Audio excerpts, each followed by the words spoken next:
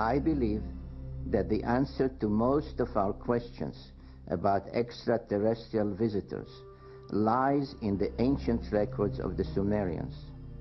The Sumerian civilization emerged in what is now Iraq about 6,000 years ago.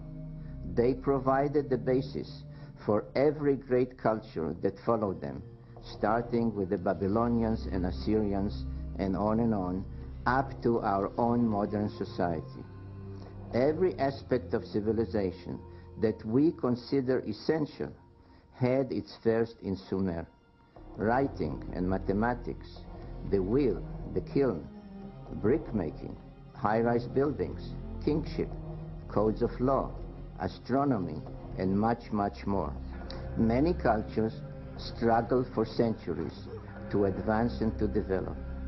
But the Sumerian civilization appeared almost overnight as if planted there.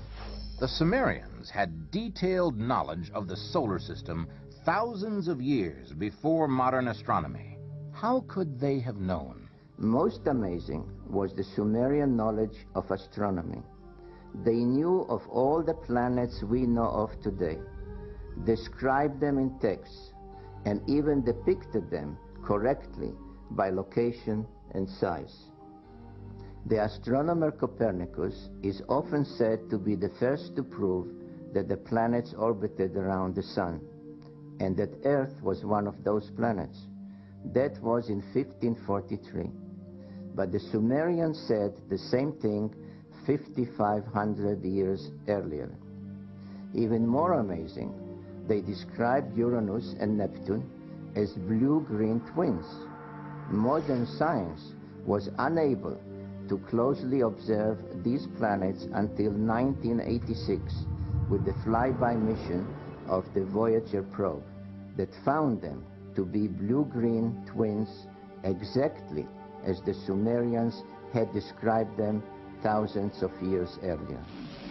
Was this a fortunate choice of words for an imaginative Sumerian writer?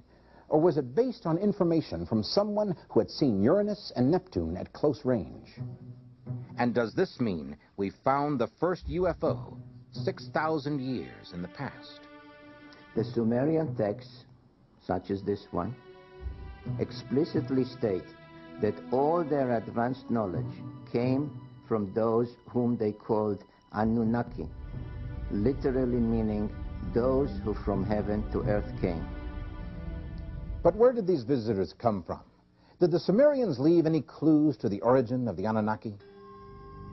Ancient Sumerian writings describe a planet orbiting the sun on an oblique to the others, and of such a long orbit that it only makes one complete circuit every 3,600 of our years. They call this world Nibiru, and it was from that world that the Anunnaki came. If this theory is correct, it suggests how an inhabited planet, called Planet X by astronomers, could have once been close enough to Earth for the Anunnaki to reach us with some kind of short-range vehicles. Does this explain how alien explorers might have come to Earth in spaceships not too different from those we have today? And if there is a planet such as the Sumerian texts describe, has it not passed by Earth time and time again? My study of history shows several time periods during which mankind